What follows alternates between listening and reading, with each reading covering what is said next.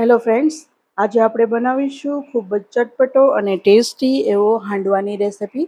જ્યારે કાંઈ ચટપટું અને હેલ્ધી ખાવાનું મન થાય ત્યારે તમે આ ઇન્સ્ટન્ટ હાંડવો બનાવી શકો છો. આ આપણે સવારે નાસ્તામાં 10 થી 15 મિનિટમાં અથવા સાંજના ટાઈમે ડિનરમાં બનાવી શકીએ છીએ. ખાવામાં ખૂબ જ ટેસ્ટી અને એકદમ ચટપટો એવો હાંડવો બની અને તૈયાર થાય છે. તો આવો આપણે ઇન્સ્ટન્ટ હાંડવાની રેસિપી ચાલુ કરીએ. તો હાંડવો બનાવવા માટે મેં અહીં 2 કપ જેટલી નાની સાઈઝનો જે રવો આવે છે એ લીધો છે.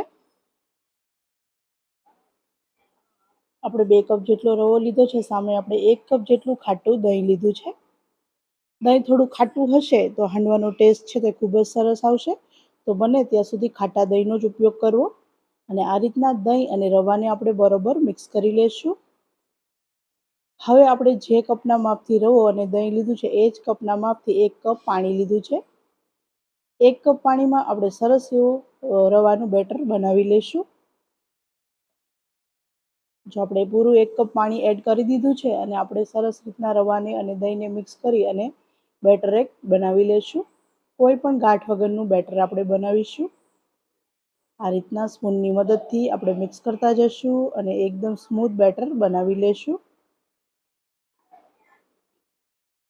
તો 5 મિનિટ જેવો ટાઈમ થયો છે ને, તો આપણું બેટર છે તમે જોઈ શકો કે આ રીતના થઈ ગયું છે.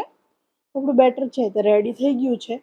હવે આપણે આને કોઈ પણ પ્લેટ યા કોઈ વાસણથી ઢાંકી અને આપણે 15 મિનિટ માટે એને રેસ્ટ દઈ દઈશું, જેથી આપણે રવો છે તે બરોબર ફૂલી જાય. અને આપણું બેટર ફૂલે ત્યાં સુધીમાં આપણે એક પેસ્ટ બનાવી લઈશું. આપણે 8 થી 10 લસણની કળી, 1 આદુનો ટુકડો લીધો છે, એને આપણે આ રીતના કટ કરી લઈશું. અને 5 થી 6 લીલા મરચાં લીધા છે.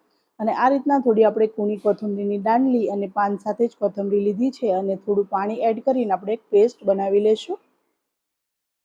હવે 15 મિનિટ જેવો ટાઈમ થઈ ગયો છે. તો 15 મિનિટ પછી તમે જુઓ આપણો રવો છે ને તે સરસ એવો ફૂલી ગયો છે. હવે આપણે થોડા વેજીટેબલ એડ કરી દઈશું. તો મેં અહીંયા એક મીડિયમ સાઇઝની દૂધી લઈ એને ખમણી લીધી છે અને એક ગાજર ખમણ્યું છે. અને આ રીતના એક ડુંગળીને લઈને મેં ચોપરમાં એકદમ ઝીણી ચોપ કરી લીધી છે. અને થોડા 1 કપ જેટલા મેં મકાઈના દાણા લીધા છે. આપણે જે કપથી રવો લીધો તો એ જ કપથી મેં મકાઈના દાણા લીધા છે. મકાઈના દાણા છે તે કૂણા છે એટલે મેં એમ જ કાચા એડ કર્યા છે. જો તમે થોડા મોટા દાણા એડ કરતા હોય તો આપણે એને થોડા બોઇલ કરી અને એડ કરવા, થોડા બાફી લેવા. હવે આપણે 1 ચમચી હળદર અને આપણે જે પેસ્ટ બનાવીને રાખી હતી એ એડ કરીશું અને 1 ચમચી મીઠું એડ કરી દઈશું. અને આપણે મિક્સર જારમાં થોડું 2 થી 3 ચમચી પાણી એડ કરી અને પેસ્ટ છે તે આમાં સાથે જ બેટરમાં લઈ લેશું. અને હવે આપણે બધાને બરોબર મિક્સ કરી લઈશું. એકવાર બરોબર મિક્સ કરી લઈશું ને પછી જો જરૂર જણાશે તો 1 થી 2 ચમચી જેવું પાણી એડ કરીશું. બાકી બેટર રેડી છે. તો મને થોડી અહીંયા હળદર ઓછી લાગે છે તો મેં હજી 1 ચમચી જેટલી હળદર એડ કરી છે. અને આપણે આ રીતના મિક્સ કરી લઈશું. આ રીતના હળદર આપણે વધારે થોડી એડ કરશું ને તો હાંડવાનો કલર છે તે સરસ એકદમ પીળો આવશે. તો આપણે હળદર ખાસ એડ કરવી. તો આપણે બધું બેટર બરાબર મિક્સ કરી લીધું છે ને હવે આપણે અડધી ચમચી જેટલો ખાવાનો સોડા લીધો છે એ આ રીતના એડ કરી ઉપર આપણે થોડું 1 ચમચી જેવું પાણી એડ કરી દઈશું. તમે પાણીની જગ્યાએ લીંબુ પણ એડ કરી શકો છો, પણ આપણે ખાટા દહીંનો ઉપયોગ કર્યો છે એટલે હું અહીં લીંબુનો યુઝ કરતી નથી. જો તમને વધારે ખાટો હાંડવો જોઈતો હોય તો તમે એક લીંબુનો રસ ઉમેરી અને આ બરાબર ફેટી લેવું. તો આપણે આ રીતના બરાબર સોડાને મિક્સ કરી દઈશું, જેથી આપણું બેટર છે તે થોડું ફ્લફી થઈ જાય. તો તમે જોઈ શકો આપણું બેટર છે તે રેડી છે.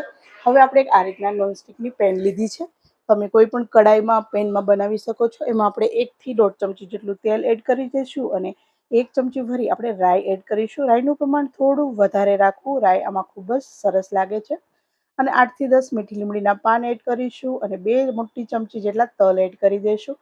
તલ પણ થોડા વધારે જ એડ કરવા. તલ અને રાઈ આમાં એકદમ ક્રિસ્પી લાગે છે અને ખૂબ જ ટેસ્ટી લાગે છે.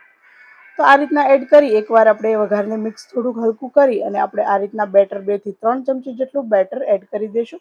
તમારે જેટલો જાડો અને જેટલો મોટો હાંડવો જોતો હોય એ પ્રમાણે બેટર એડ કરવાનું. મેં અહીંયા 3 ચમચી બેટર એડ કર્યું છે.